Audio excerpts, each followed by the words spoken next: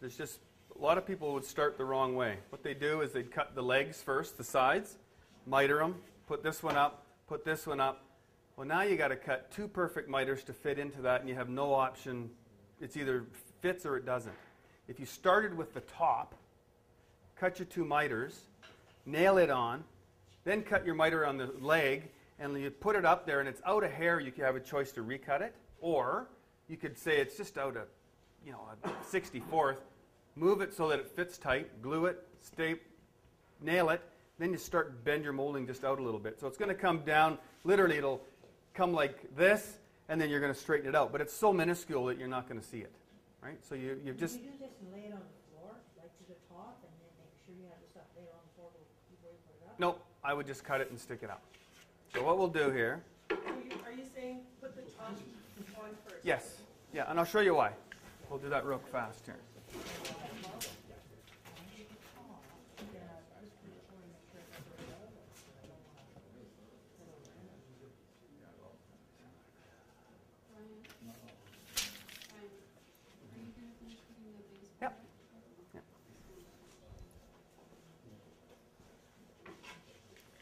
Okay.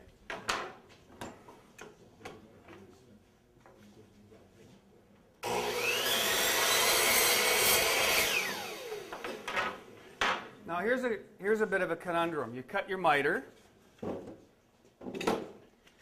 you got to measure a length. So how do you hold that where you need it to be so you cut it? An easy way to do it is if you've got a miter saw and you got a bench, you can take this piece of board, bring it to the, I've got a stop here, bring it right onto the edge of that stop so you can see. Now you can hook your tape measure on here and go to wherever you want. Okay? A little trick that, not too tough, but if you don't know it or you don't think about it, you go, now how do I measure these, right? So I've got that lined up there and I forgot my measurement. What's the standard reveal, or is there a normal? I like to use about 1/8 of an inch. Why aren't you measuring right from the end? Right? Why are you doing from the inside of the door? Or inside of that? I'll show you in 1 second. 27 and a half.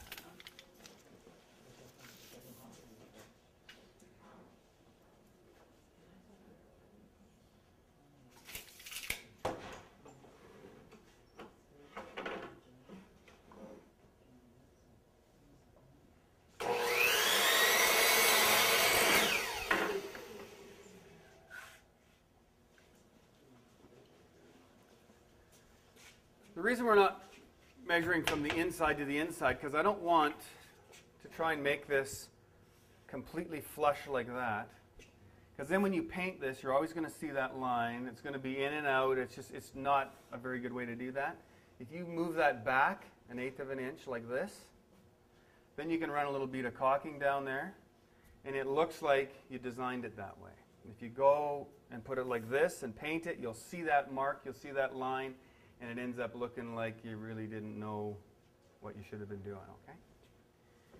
And that reveal can be as big as you want. You could make it this big if you want, right? As long as if you're doing a house or your room, make it consistent. If you're 1/8 of an inch on one door, make it 1/8 of an inch on your window casing, on your doors, on everything, okay? So you just take the inside and then add 1/4 inch? Yep. Yep.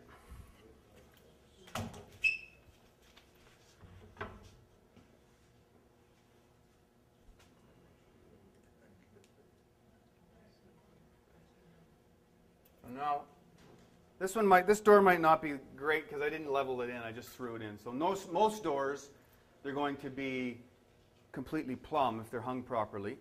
If I hang this like that, if that door's hung like that, and I've got this at a 45, well, that's going to be coming down like this. Like you start off with a mess before you get started.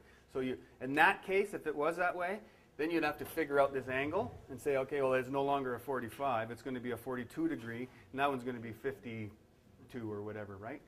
So, but normally they should be a 90. This door should be put in 90. So we'll see. But if you leveled off that piece before you started, you might. Well, you could, except for your reveal wouldn't be the same, would it? Yeah, it might be. Depending on how far out of whack it was. Yeah.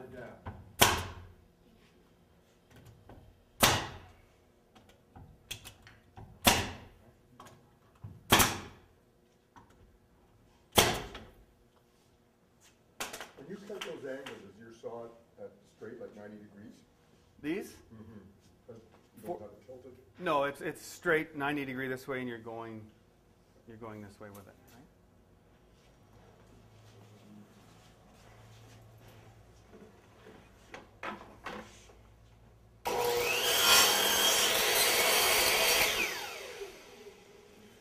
So I'm not going to go right down to the ground with this because we don't have drywall. So now what happens,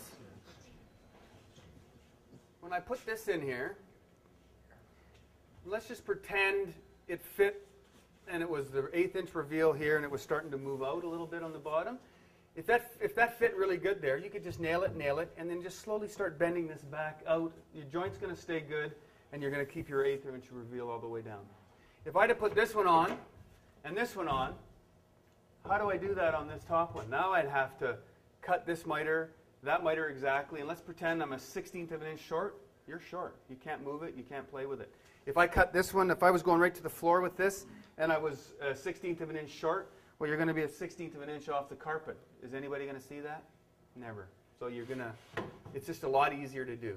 So once you get your top on, hook your tape on, come up, put a measure to here, go and cut your angle, hook it onto the end of your bench, come down and cut it, and away you go. So all you got to remember on these is you've got a left-hand miter and a right-hand miter.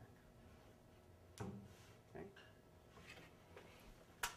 I always put glue on my joints when I put them together because if they want to shrink a little bit or they tend to want to move or your door gets slammed all the time, then that joint can open up a little. Throw a little bit of glue on there. It doesn't have to be that CA glue. You could just do a regular wood glue. Put it in there. Get it nice where you want it.